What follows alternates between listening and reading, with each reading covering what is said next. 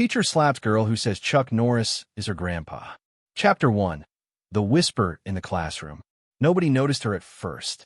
In a room full of loud voices, bright sneakers, and louder opinions, Lila James sat by the window, quiet, small, and 3 chapters ahead of everyone else. She didn't talk much, didn't raise her hand unless she had to. She just watched, listened, and waited. She was 12, and 12 in middle school was a battlefield. It wasn't just hormones and hallways.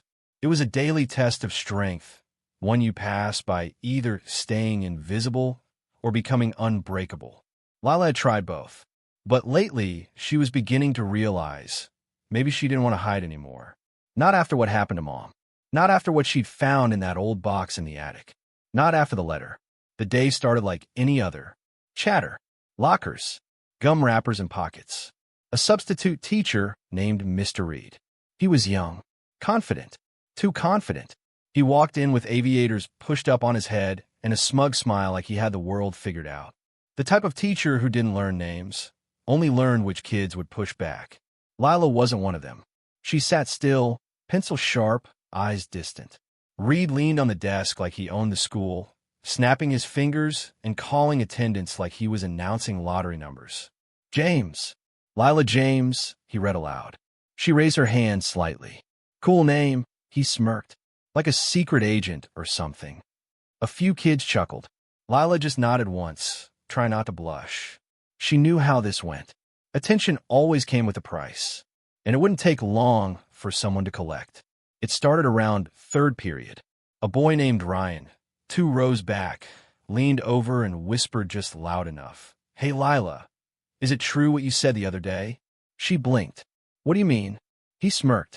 About your grandpa. Now people were listening, heads turning, some mocking, some just curious. You told Hannah he's like Chuck Norris, right? Lila's face flushed. I didn't say that exactly. She did. Someone snorted from the front. She said Chuck Norris is her grandpa. Mr. Reed turned slowly from the whiteboard. Chuck Norris? Lila sat straighter. Yes. He raised an eyebrow. The Chuck Norris? A pause. And then she said it. Calm. Clear. Yes. Chuck Norris is my grandfather. The room exploded with laughter. Ryan nearly fell out of his chair. Another kid mock-kicked the air and shouted, roundhouse kick, like it was comedy hour.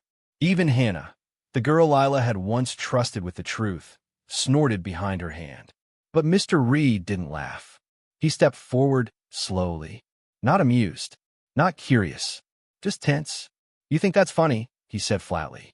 No, Lila replied. I wasn't trying to be funny. He tilted his head. You think it's okay to make up stories like that? I'm not making it up. More snickers. Eyes rolled. Reed's jaw tightened. Stand up. What? You want attention, Lila? You got it. Stand up. She rose slowly, confused, but refusing to let them see her fear. Do you know what people call girls who lie? Reed asked coldly. Her voice cracked. I didn't lie. Wrong answer. Then, without warning, without hesitation, he slapped her. Open palm. Sharp. Loud. The classroom froze. You could have heard a pin drop. Every kid stared in stunned silence, mouths slightly open as Lila staggered backward, one hand rising to her cheek. Her eyes welled with tears, but she didn't cry. She didn't scream. She just stood there, frozen, shocked. Reed straightened his jacket like nothing happened. Sit down, he said. She didn't move. I said, I'm going to tell him, she whispered. Reed narrowed his eyes. Excuse me. I'm going to tell my grandpa what you did. A few gasps. Someone whispered, oh my God. You go ahead, he said with a cruel smile. I'll wait for Mr. Norris to roundhouse kick me through the wall. Lila sat back down slowly, her cheek red and burning, but her stare locked straight ahead. Not broken. Not yet. Reed returned to the board. But the class didn't laugh anymore. Something in the air had changed. Later that afternoon, Lila didn't go home right away. She waited behind the school, behind the trees, behind the noise. She pulled out the photo again, the one she'd found in the attic. Her mom, as a teenager, standing next to him. Chuck, not a look-alike, not a Halloween costume. Him. On the back of the photo, her mom had written, some men are loud, but real strength walks in silence. If you ever need him, he'll come. Lila held it tight, her voice barely a whisper. Grandpa, I need you. Chapter 2. The Silence After the Storm. By the next morning, the bruise had already started to fade. Not on her cheek. That was still there, a soft reddish print like someone had tried to erase her with the side of their hand. No, the fading had started in the hallways. Whispers, half-truths, and then silence. Because silence spreads fast in a school like this. Faster than truth. Faster than outrage. Faster than justice. At her locker, kids stared then looked away. Some with guilt, others with curiosity, most with fear. They'd all seen it. They'd all heard the slap. But none of them said a word. Not to her. Not to each other. Because Mr. Reed was still there. Still walking the halls. Still calling roll. Still pretending nothing had happened. The only thing that had changed was Lila. She sat alone at lunch now. She didn't care. She didn't cry. Not in the hallway. Not in a bathroom. Not even at night. The tears were gone. Dried out. Burned off. What replaced them wasn't rage. It wasn't even sadness. It was something colder. Sharper. More focused. She was done hoping someone else would fix it. She told the principal, the nurse, her guidance counselor, even the hall monitor who once took his job way too seriously. And every time she told the story, the responses were polite, careful, like someone trying not to step on glass. Are you sure it was a slap? It may have felt intentional, but sometimes tone can be misread. Mr. Reed is a respected educator. We'll look into it. And the worst one, let's keep this between us. That phrase stuck with her. Not because it was cruel, but because it was exactly what Mr. Reed was counting on. That night at home, her mom asked why she hadn't eaten. Lila didn't answer. She didn't show her the bruise. Not yet. Instead, she sat at the kitchen table after dark, unfolded the photo again, and stared at the handwriting. If you ever need him, he'll come. A ridiculous thought entered her head. Silly. Almost childish. What if she left the photo on the windowsill? What if she spoke his name out loud? Not like a prayer, not like a wish, but like a summon. Because Lila didn't need comfort. She didn't need words. She needed him. At school the next day, something shifted. The rumor had spread to teachers. One gave her a sympathetic look. Another refused to make eye contact. One even changed seats so she didn't have to sit near Reed's class. But no one acted. The system was too smooth, too careful, too built on the idea that people like Mr. Reed didn't do things like that. And Lila? She'd never felt so seen and ignored at the same time. That afternoon, Reed found her alone in the hallway. It was between classes. Lights humming, doors closed, no one around. He walked toward her with that same cocky, casual walk, and smiled. Still telling stories, huh? She didn't answer. Just so you know, I've seen this before. Kids think they're smart. They poke the wrong people. You're not the first. He leaned in, lowering his voice. And no one's coming to save you. She looked up at him slowly. Her voice wasn't loud, but it wasn't afraid. That's what you think. That night, Lila didn't just leave the photo on the windowsill. She placed it on the porch, on the old wooden railing, facing east. The wind picked up slightly, and she spoke. Only 3 words. It's time, Grandpa. Chapter 3. The wind changes direction. It started with a sound. Not loud, not sharp, just steady, like boots on tile. Slow, confident, the kind of steps that didn't belong in a middle school hallway. No one saw who it was, but teachers paused mid-sentence. Students looked over their shoulders. And even the janitor, who'd worked there for 19 years and feared nothing except clogged toilets, stopped pushing his mop when he heard it. Just 3 footsteps. Then silence. Like someone was letting the building know. I'm here now. Mr. Reed heard it too. He was alone in the faculty lounge, sipping burnt coffee, scrolling through his phone like nothing mattered. But when the sound echoed through the hallway, just outside the door, he froze. For a moment, he stared at the door, then shook it off. Just the janitor, probably, or some kid trying to be funny. Still, he locked the lounge door before he left. The next morning, the tone at school was off. Not chaotic, not loud, just unsettled, like everyone was waiting for something but didn't know what. And then the rumors started. Someone new was in the parking lot this morning. Didn't say a word. Tall guy, beard, boots, stood outside the flagpole for 20 minutes. Didn't move, didn't blink. just stood there. He looked like a cowboy. Lila heard the whispers from across the cafeteria. Kids passing stories like campfire legends. She didn't smile. She didn't react. She just stared down at her tray and whispered to herself. He's here. Mr. Reed started losing his temper more. He yelled at a student for tapping a pencil, snapped at the vice principal during a meeting, accused 2 kids of spying on him when they passed by his open door. He didn't sleep well. That much was obvious. His eyes were darker. His nerves were sharper. And during 4th period, he stopped mid-lecture because he swore he saw a face at the window. No one else saw it. When he rushed outside, no one was there. But muddy footprints led from the grass up to the glass. Size 11. Worn soles. Boots. By Friday, the entire school felt it. Doors creaked differently. The air in the hallways felt heavier. And people, students, teachers, even the front office, had started listening when Lila walked past. They didn't say anything, but they knew something had happened, and something bigger was coming. That afternoon, the front office received a package. No return address, no label, just a small manila envelope with one word written across the front. Reed. The secretary set it on his desk. He didn't open it right away. Something about the handwriting felt wrong. Too clean, too certain. When he finally tore the seal open, he found a photograph inside. Black and white. A man, years ago, standing on a movie set, beard, arms crossed, eyes locked on the camera like he could see the future through it. At the bottom, a single sentence was handwritten in thick ink. Your time is up. Reed dropped the photo. He checked the cameras in the hallway. They glitched. Just for a second. Just enough. But long enough to miss whoever left it. Meanwhile, in the library, Lila sat by the windows. Her fingers traced the edge of a book, but her eyes were far off. Across the courtyard, through the glass, she saw a shadow move. Just for a moment. A figure standing beside the flagpole. Denim jacket. Boots. Cowboy hat in hand. Not waving. Not hiding. Just there. Watching. She stood slowly. Walked toward the door. But by the time she got outside, he was gone. Only the flag still moved, trembling slightly in the wind. That evening, Mr. Reed stayed late to grade papers. He turned off the hallway lights, locked his door, sat in silence, until he wasn't alone. The floor creaked behind him. He turned sharply. Nothing there. But the window was open. And on his desk, someone had placed a coffee cup. Black. Ceramic. Still warm. No note.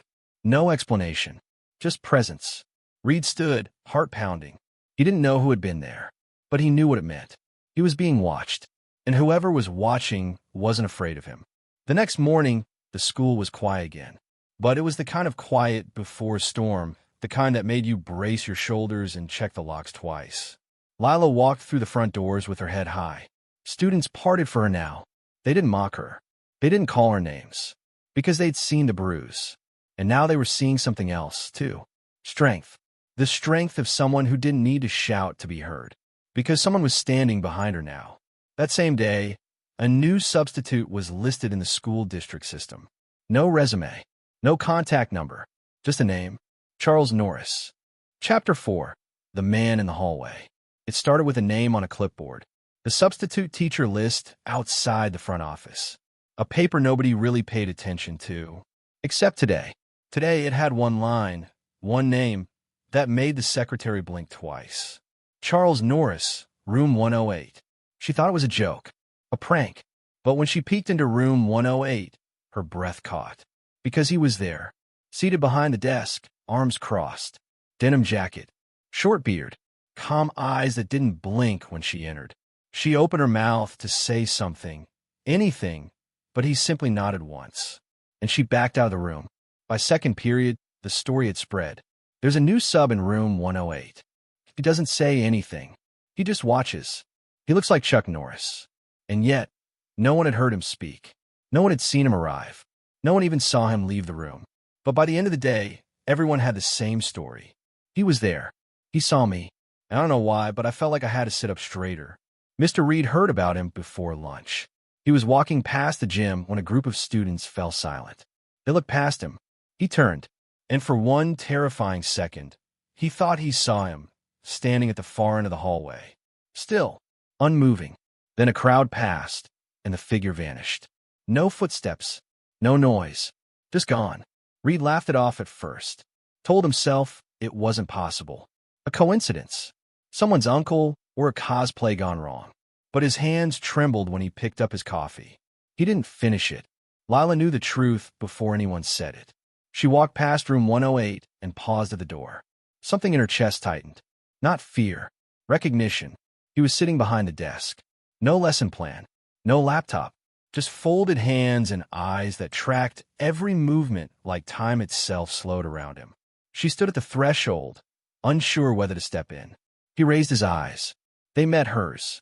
And in that moment, she didn't feel like a child. She felt seen. She gave a small nod. He nodded once in return, and that was all she needed. The next day, Mr. Reed tried to reclaim control. He barked orders, gave surprise quizzes, threatened detention for whispering.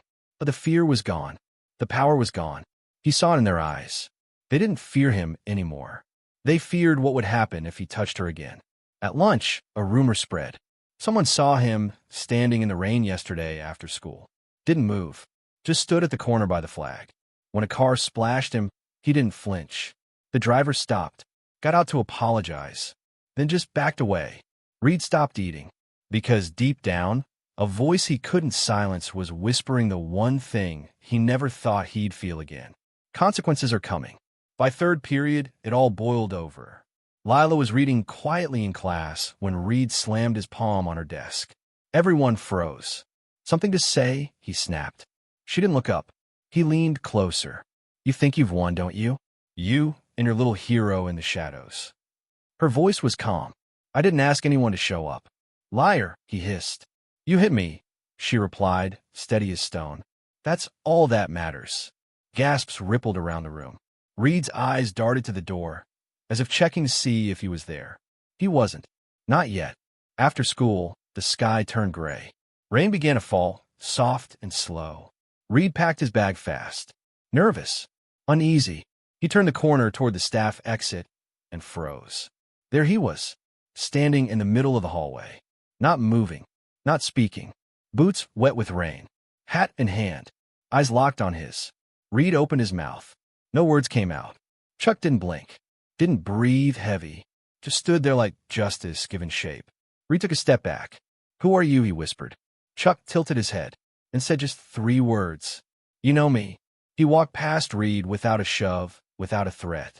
But somehow, that silence hit harder than anything else ever could. Reed stood frozen as the echo of his boots faded down the hall. And for the first time in his life, he was afraid of something he couldn't control. Chapter 5. The crack in the wall. By Monday, the teachers had stopped pretending. No more sideways glances. No more fake smiles in the staff room. Something had shifted, and everyone felt it. No one said Chuck's name out loud, but they all spoke about him in other ways. Did you see the news, sub? He doesn't say much, but I wouldn't cross him. There's something in the way he watches people. Like he already knows what you're about to do. And then came the stories. Stories no one could prove. A security camera that went black for exactly 60 seconds. Just long enough for someone to leave a message taped to Reed's classroom door. Silence doesn't mean safety. A janitor found a locker dented from the inside out. No student claimed it. No one spoke up, but everyone whispered. And in the heart of it all, Mr. Reed was unraveling. He tried to act normal. He handed out worksheets, played educational videos, forced jokes through clenched teeth. But his eyes gave him away. Always darting, always checking the window, always listening. One afternoon, he flinched when a student dropped a pencil. Later that day, he snapped at a 6th grader who tapped on her desk and screamed, "You don't get to judge me." No one knew what triggered it, but everyone knew something was cracking, and that crack was growing. Lila saw it too. She watched from across the hallway as Reed fumbled with his classroom keys, muttering to himself under his breath. She wasn't afraid anymore. In fact, she felt sorry for him. Not because he didn't deserve what was coming, but because he had no idea how small he really was. You could only pretend to be powerful until real strength walked in the door. And real strength didn't raise its voice. It waited. By Wednesday, the school board was involved. Someone had leaked a copy of a formal complaint, anonymous but specific, describing an incident involving physical assault of a female student by a faculty member, and listing witnesses by initials only. When the principal asked Reed if he knew anything about it, he lied. Said it was nonsense, but his hands were shaking. His shirt was soaked through with sweat. He knew it was happening. He just didn't know how fast. Meanwhile, room 108 was still occupied. Chuck showed up every morning. Same booth, same posture, same stillness. But now, he wasn't just sitting. He was listening. A few students had started sitting in on his classes. No official curriculum, no roll call, but word had spread. He tells stories without speaking. He made a kid cry without even raising his voice. He just looked at me, and I wanted to be better. A senior left the room and said he was dropping out of his crew. I don't want to end up like Reed, he muttered. The power was shifting. Chuck didn't confront injustice with fists. He made it look at itself in the mirror. Reed couldn't take it anymore. He marched into room 108 during lunch, slamming the door behind him. Chuck was there, alone, sipping a mug of coffee like time didn't touch him. "What are you doing here?" Reed hissed. Chuck didn't respond. Reed stepped closer. "You think you can walk in and turn this place against me?" Silence. "I know what you're trying to do." Still nothing. Reed's voice cracked. "You think because you're some washed-up legend with a beard and a pair of boots that you can intimidate me?" Chuck took one slow breath. Then, without standing, he said, "If you have nothing to hide, why are you so loud?" Reed flinched. He opened his mouth, but no sound came out. Chuck stood. No threat, no movement, just presence. "You hurt a child," Chuck said quietly, "and now the truth is louder than you'll ever be." Reed stormed out, but he knew it was over, because for the first time in his life, people weren't ignoring the damage he caused. They were watching. That night, Reed didn't sleep. He checked the locks on his doors. He paced his living room. He stared at the photo on his desk, the one from his first year of teaching, when he still believed he could change lives. But now all he saw was a face full of pride and power that had gone unchecked. He poured himself a drink, then another. Then, staring at his reflection in the window, he muttered, "They're going to take everything." And the reflection didn't argue. The next morning, Lila walked to school early. She didn't carry her books. She didn't need them today. Today was different. Today was the day. And as she approached the school steps, she saw a familiar figure standing beside the front flagpole. Chuck, hands in his jacket pockets, wind brushing past his shoulders like it didn't dare linger. He didn't say anything when she walked up. She didn't either. They just looked at each other. She gave a soft nod. He gave one in return. And then, slowly, they walked inside. Together. Chapter 6. The Truth in the Open. The school assembly wasn't planned. At least, that's what they claimed. But by Friday morning, every student had been called to the auditorium. Teachers were ordered to attend. The principal stood on stage in his best suit, pretending this wasn't a fire drill for a system already burning. He tapped the mic, cleared his throat, and lied. "This meeting is just a reminder of school policy, safety, and our commitment to respect and integrity." Some students yawned. Others whispered. But Lila? She sat perfectly still, hands folded, eyes forward. She knew this wasn't about policy. This was about her. And she wasn't the only one who knew it. In the second row, Mr. Reed shifted in his seat, jaw tense, fingers white-knuckled on the armrest. His eyes darted through the crowd, but every time he looked at a student, they looked away. Even the kids he used to control, the ones who laughed when he snapped, wouldn't meet his gaze. Because something had changed. The fear was gone. All that was left was truth, and it was getting louder.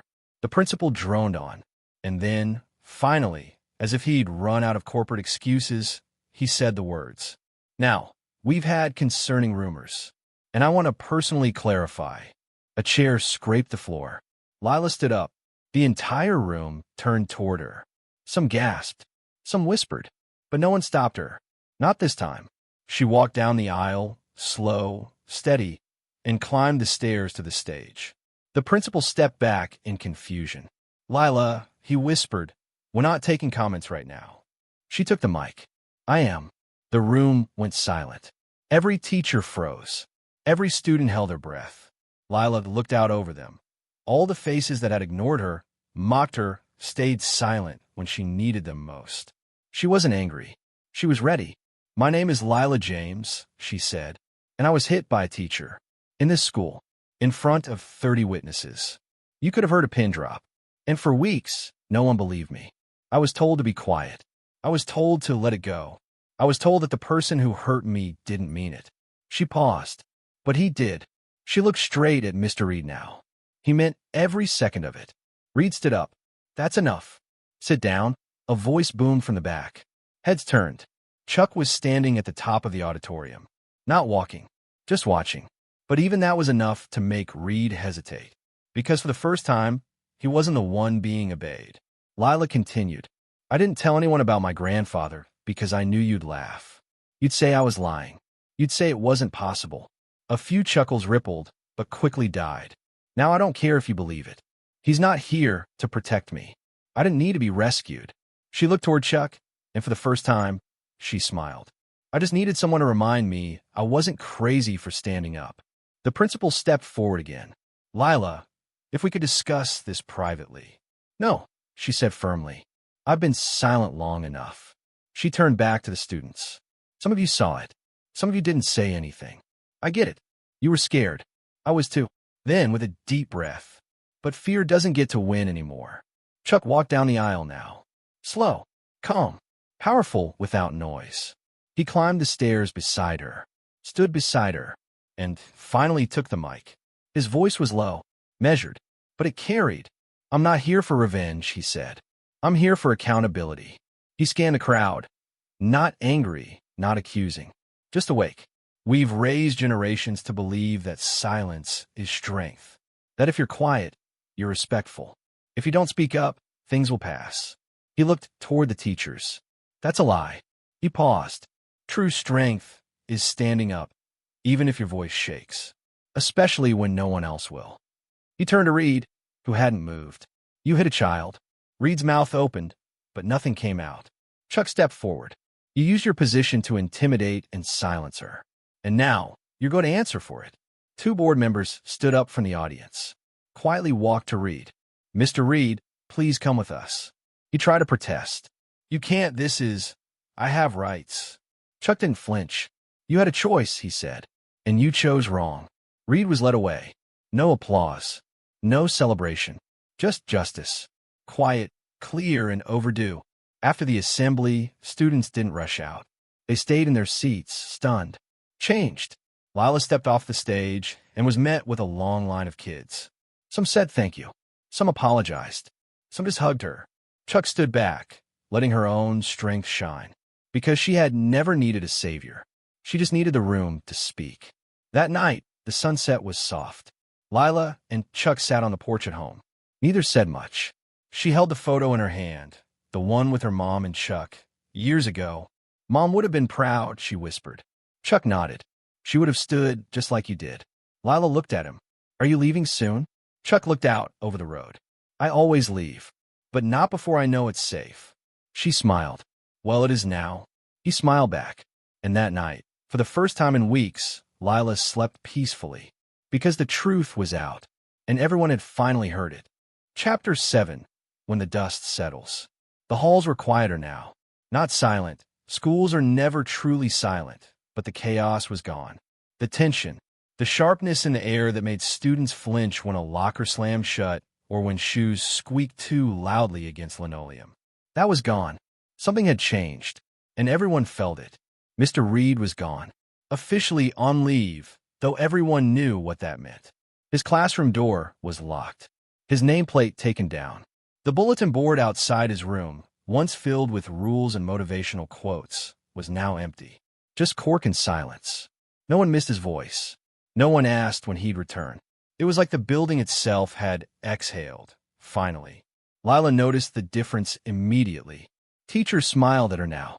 Kids who never spoke to her before offered to carry her books or sat beside her at lunch. The whispers behind her back had disappeared, replaced by nods, quiet respect, and something new. Hope. She still felt the sting of what happened. Some wounds don't vanish overnight. But for the first time, the sting wasn't loneliness. It was power. The kind you earn when you walk through something most people run from. One afternoon, she returned to room 108, the room Chuck had been using. It was empty now, just four walls and a desk that somehow still smelled faintly of coffee and leather. She stepped inside, expecting dust, but instead, there was a note waiting for her on the desk. Folded, simple, handwritten. She opened it slowly. When the noise fades, listen closely. That's where the truth lives. See, Lila held the note to her chest, not because she needed reassurance, but because she knew it was meant for her.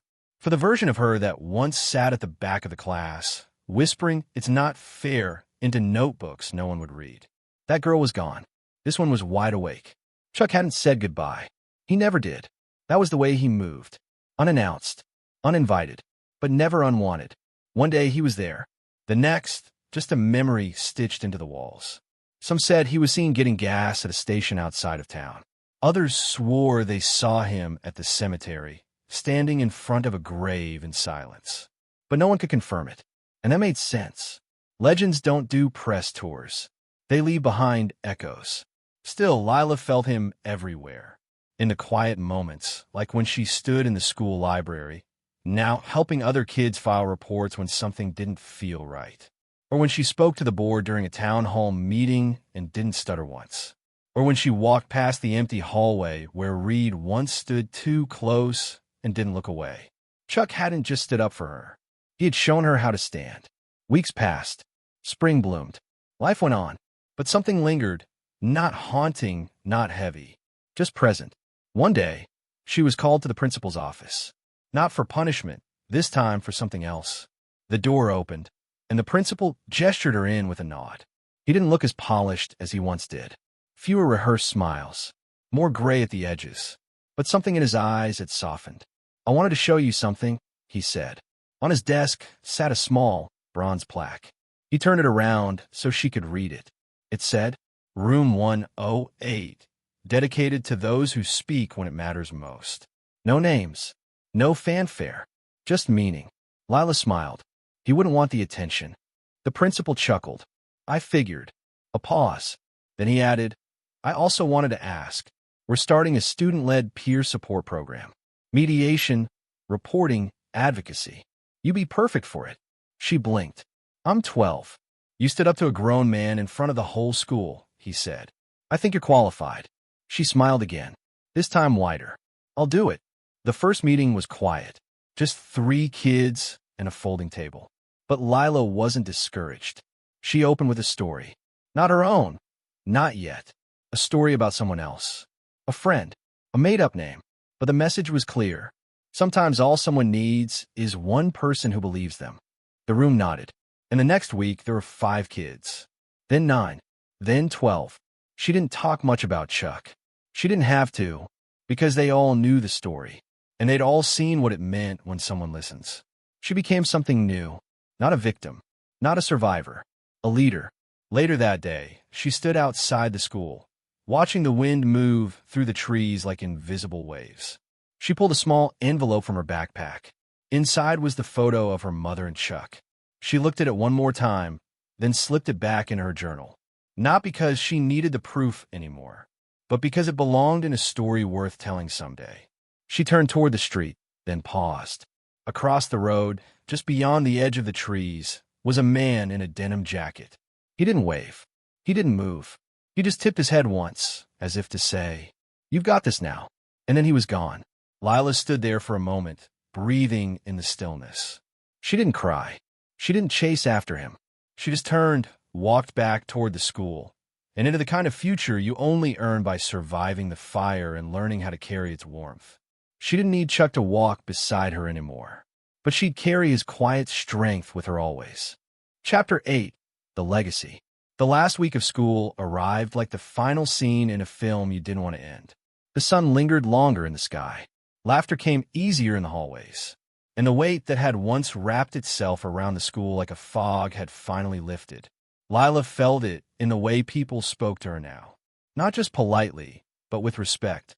There was a difference. The kind of difference you earn. Still, she didn't see herself as a hero. That word felt too big, too final. Heroes had endings. And this this felt like a beginning.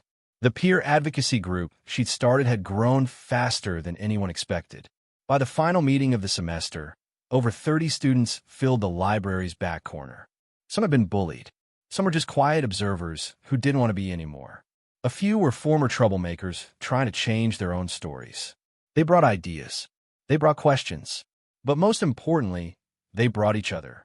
Lila stood at the front of the room, flipping through her notes.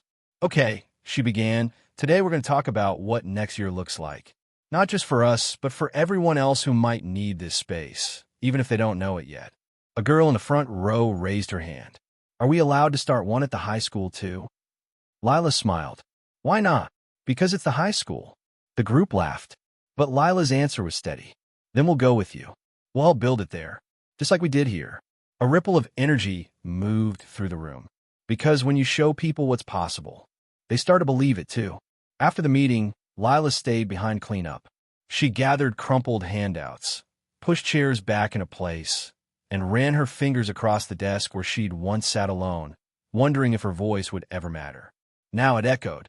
She was reaching people, one story at a time, one conversation at a time. And the best part? She wasn't doing it alone. That evening, her mom stood at the kitchen counter, reading an email with wide eyes. "It's from a school board," she said. "They want you to speak at the district's end-of-year assembly." Lila froze mid-sip of her water. "Me? They said you've inspired meaningful change through leadership, grace, and courage." Her mom looked up. "They're asking for 5 minutes. On anything you want." Lila didn't answer right away. The thought of speaking in front of the entire district, students, teachers, parents, made her stomach twist. But then she remembered something Chuck once told her without saying a word. When your voice shakes, that's when the truth is strongest. She took a deep breath. "I'll do it." The auditorium was packed. Hundreds of eyes watched as Lila walked onto the stage. She wasn't wearing anything fancy, just jeans, sneakers, and a simple blue top. But she wore something else too, something invisible. Confidence. Not the kind that shouts. The kind that grows in silence and speaks when it's ready. She stepped up to the microphone. "Hi," she said. "My name is Lila James. I'm 12 years old. And this year, something happened that changed my life." A hush fell over the room. She didn't rush. "I was hurt by someone in a position of power. I was told not to talk about it. I was told it would be easier if I forgot. But I couldn't." She looked out at the crowd. Because the moment we stay silent about something that matters is the moment we let it happen again.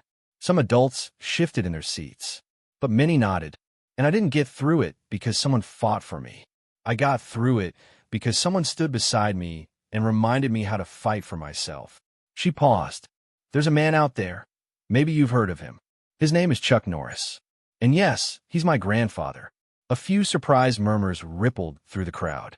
"But he didn't walk into my school and punch anyone. He didn't solve my problems for me." She smiled. "He watched. He listened. And when I was ready, he stood behind me while I spoke the truth. That's all I needed." A long pause. "So that's what I want to be for others. Not a fighter. Not a hero. Just someone who stands behind the next person who's ready to speak." Applause started slowly, then grew. Not out of politeness. Out of recognition. Because every person in that room had once needed someone like her. Afterward, a man approached her backstage. He was tall, clean-cut, suit-pressed, with the school district badge clipped to his belt. "That was powerful," he said. "Have you ever considered joining our student advisory board?" Lila raised an eyebrow. "I'm not even in high school yet." He grinned. "That's the point." That weekend, Lila and her mom drove out to the edge of town. There was an old bench near the tree line, overlooking a quiet field of grass where time seemed to move slower. She carried a paper bag with her. Inside it, a worn photograph, a folded note, and a clean white stone. She walked to the base of the tree, dug a small hole, and gently placed the stone inside. On its surface, she'd written, "For the ones who never raised their voice, and the one who showed me how." She didn't cry. She just stood there, listening to the wind. And when it shifted, she smiled, as if someone somewhere had nodded. Back at home, Lila opened a new notebook. The first page was blank. At the top, she wrote, "The Legacy Project." Beneath it, "Stories worth telling." Voices worth hearing. She had already planned interviews, letters, shared pages, a podcast idea, a club expansion. This wasn't just about what happened to her. It was about what could happen next. Because now she knew something that most people took years to learn. You don't need to be loud to be powerful. You don't need to be big to protect others. You just need to stand up once and keep standing. On the final day of school, she found one last note in her locker. No name, no signature, just 6 words, written in careful, familiar handwriting. I never really left.